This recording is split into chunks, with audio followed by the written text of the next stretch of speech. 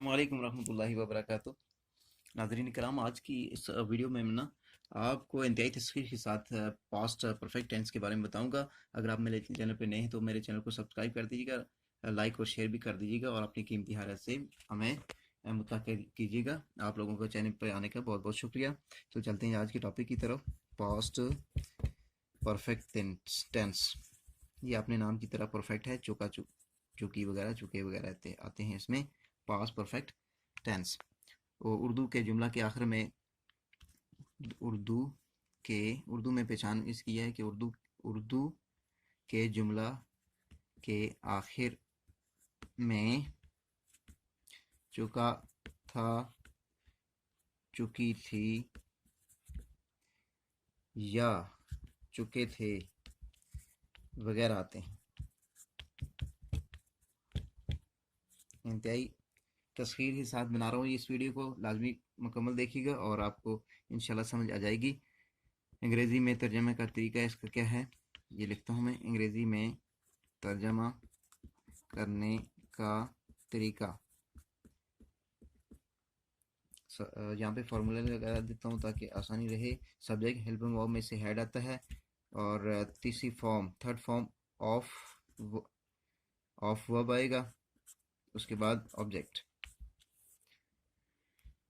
सादा जुमला इसका किस तरह बनता है, यहाँ पे मैं लिखता हूँ। नंबर 1, सादा जुमला। वो स्कूल जा चुका था। He had gone to school। उसके बाद है जी दूसरा सादा मनफी जुमला है।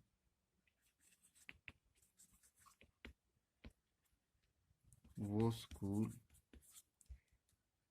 नहीं जा चुका था, नहीं जा चुका था।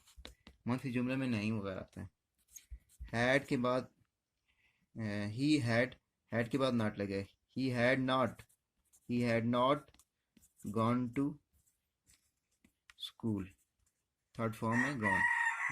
गॉन, गो की थर्ड फॉर्म गॉन आ जाता है, ये लगेगी। उसके बाद सवालिया जुमला है जी। यहाँ पे सवालिया जुमला बनाने के लिए क्या का लफ्ज़ इस्तेमाल करेंगे? क्या वो स्कूल जा चुका था?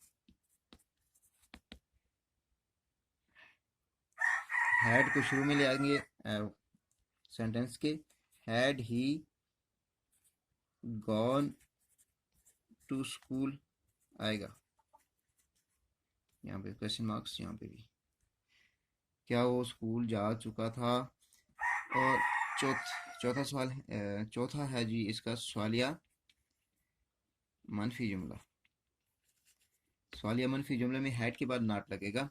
क्या वो स्कूल नहीं जा चुका था? क्या वो स्कूल नहीं जा चुका था? क्वेश्चन मार्क्स, यहाँ पे क्वेश्चन मार्क आ जाते हैं यहाँ पे। अच्छा, had he not, had sorry, यहाँ पे हैड लिखना है। Had he not gone to school. तो यहाँ पे हो गया हमारा जुमला कंप्लीट। उम्मीद है कि आज का टेंस आपको पसंद आया होगा और इसकी समझ आ गई होगी। इसी तरह मज़ीद अच्छी वीडियो देख